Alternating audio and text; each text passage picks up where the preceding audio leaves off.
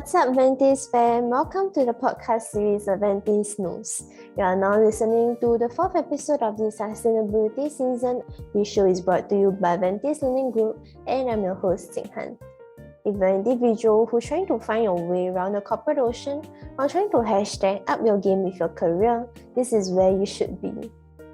So in today's episode, we will be continuing our discussion on sustainability from a female entrepreneur's point of view. Noticeably absent from most public conversations about sustainability are the financial considerations. In the past, whenever the environment, sustainability, recycled content, and related topics were mentioned, the desired goal was usually followed by as long as it doesn't cost more. So the reality then was that companies were all for a different approach as long as it didn't impact the balance sheet. What is different today is that many companies are actually willing to take a hit on the packing costs for the greater good of the brand and company. They are making concerted efforts to move into sustainable packaging and processing, even though in many instances these materials are going to cost a lot more. So why is this happening? Let's bring back our speaker for today, Simarna, co-founder of Coco Veda, to continue her sharing on the topic.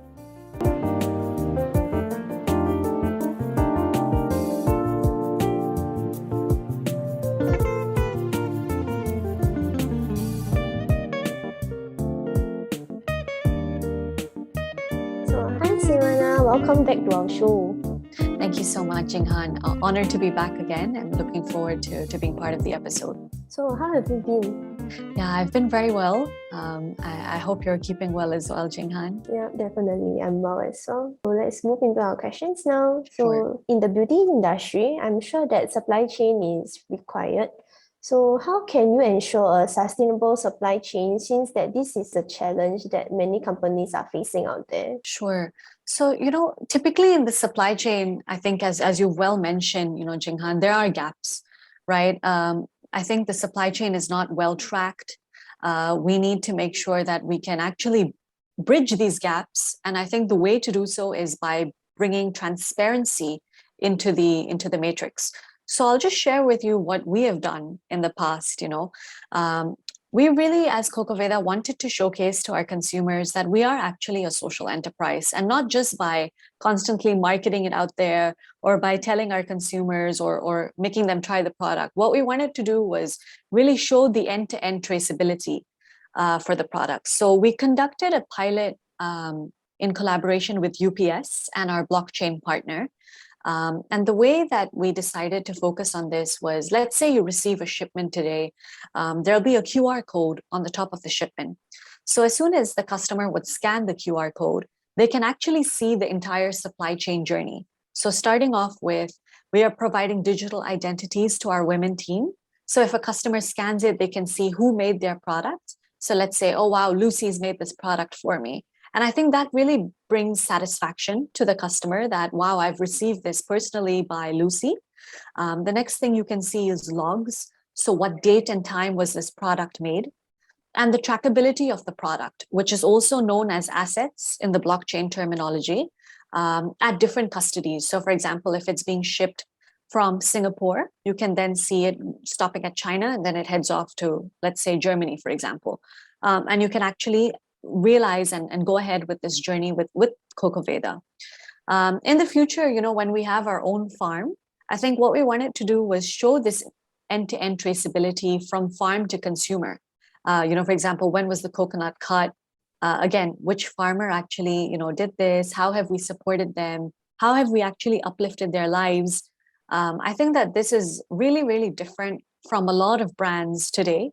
And I do think it's something that can be adopted in any industry to really build transparency, traceability, and trackability, 𝗟𝗯𝗀. So you're representing a company in the beauty industry. What are some of the risks and challenges you've actually faced in trying to be sustainable? So a lot of businesses in health, wellness, personal care, and beauty are actually transitioning towards sustainability. And I think in general, a lot of industries are actually moving towards this, right? But the question is, are they moving towards this because it's a trend, or are they actually doing it because they're very, very happy with the good work that they've done, right? So I think as consumers, we need to be wary of greenwashing. I think that's the most important thing. But I know that as consumers are becoming more conscious, we are actually choosing which brands we want to support, right? But sadly, we live in a world where everything is all about marketing, and really, these big brands have a lot of marketing budget. So it's easy for them to gain customer trust and gain the customer in general to actually purchase their product. But smaller social enterprises like Coco Veda, we take an organic route, or we work on word of mouth. And obviously this takes a lot longer than most businesses, right? So I think this is one of our strongest pain points, Jinghan. It's to really get the customer to trust that we're doing good work. At the same time, get the customer to find us and retain that customer, because we do not have those marketing budgets to constantly ensure that they're seeing the ads again and again, that would ensure that they click it. So this is how I would answer your question. Yeah. You also mentioned greenwashing. So for our listeners out there who might not heard of this term before, can you give a brief explanation? Absolutely. So greenwashing is when, for example, a company is claiming that they are practicing sustainability, but actually they are perhaps over marketing what they're doing, do not have sufficient data or impact to actually quantify what they're doing, and are only focusing on key aspects of their product or their services that meet sustainability. So I think that this is how I would best explain greenwashing, and it's something that has happened countless times. But I like I said earlier, customers are slowly recognizing these tactics. Yeah. And as we know, Singapore is taking urgent steps to become a green nation. And ever since then, they have started the Green Plan 2030. So can you share with our listeners what it's about? Yeah, so Singapore's Green Plan is a priority. It's actually spearheaded by 5 ministries in Singapore. And in a nutshell, it was created to actually action the 2030 agenda and the climate change agenda, right? So this ensures overall that Singapore is a sustainable home for generations to come, with an immediate target to ensure we meet net zero emissions as soon as possible, right? So just to explain a little bit about Singapore's Green Plan and its 5 pillars, the first one is Energy Reset, which actually focuses on utilizing cleaner energy alternatives. So, for example, Singapore has recently unveiled the world's largest floating solar panel farm, which is really amazing, to be honest, and really showcases Singapore as a pioneer. The second one, of course, is sustainable living. And this actually comprises of sustainable transportation, education for our students. So actually embedding sustainability from their syllabus from a very young age. And of course, circular economy in terms of waste management, because this is something that is an ongoing concern. And I think that this ties in perfectly with Singapore's zero waste plan as well. I think the third one is city in nature. And this actually focuses more on ensuring that Singapore is a more greener and livable place. So they focus more on green spaces, planting more trees, having more parks near our residential areas. Fourthly, green economy, which I think really builds into the private sector, right? So that's actually introducing more sustainable jobs, make sure that companies are actually adopting sustainable practices. And eventually, I do believe that there will be an extension to Singapore's Green Plan, where they will actually have to report everything that they're doing. And this will soon be a mandate. That's how I see the Singapore Green Plan evolving. And finally, resilient future, which is key aspects of making sure that our future essentially is more sustainable. So for example, in terms of food security, we're making sure that Singapore is far less reliant on importing. So the target that Minister Grace Fu has set is that by 2030, Singapore should produce 30% of its nutritional food locally. Some other aspects that I think is mentioned in this is reducing the temperature. So this can be done by cooler paints or greenery.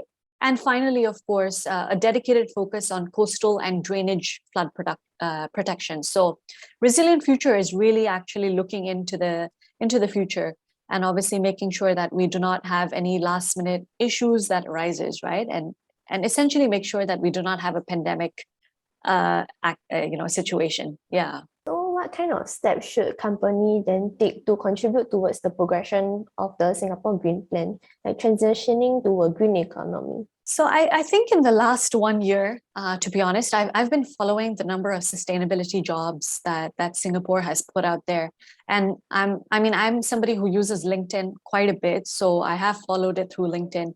It's definitely increased in all industries, and that transition on its own is actually showcasing that we are shifting towards a greener economy, right? But to answer your question a little bit deeper, I think the first thing that we need to identify and focus on is education, right? Because it could be that your top level management understands sustainability very well, but the mid and bottom cannot practice it, right? So then what's the point of actually saying that you are achieving sustainability or you're committing to it?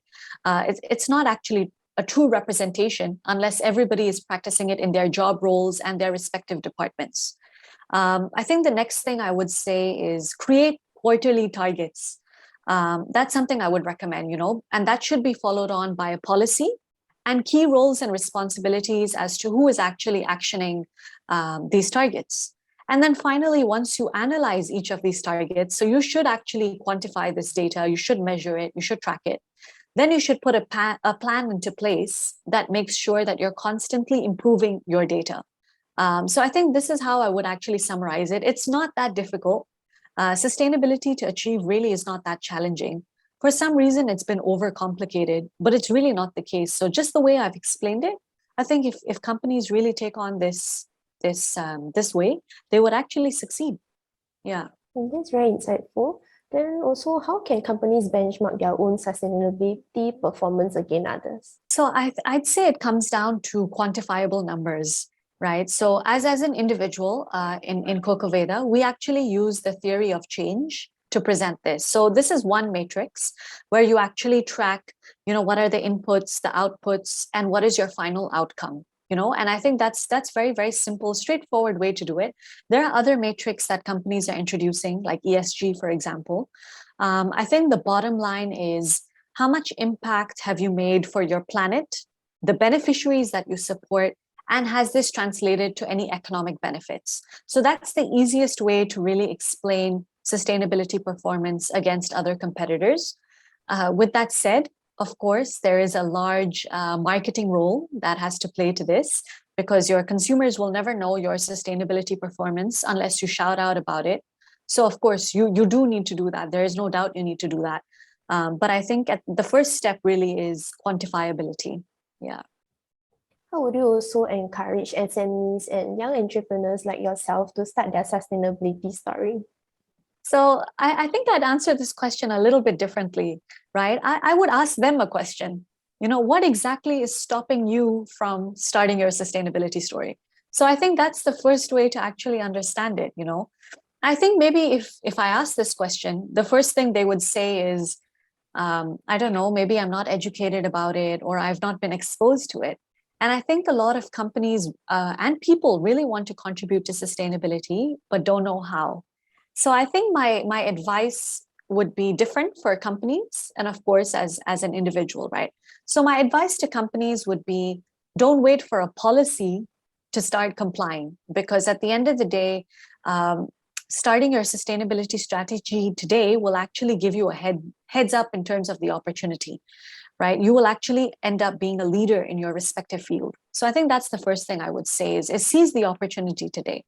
And my encouragement to young entrepreneurs or individuals in general is that we all start somewhere, and I think the important message here is just to start.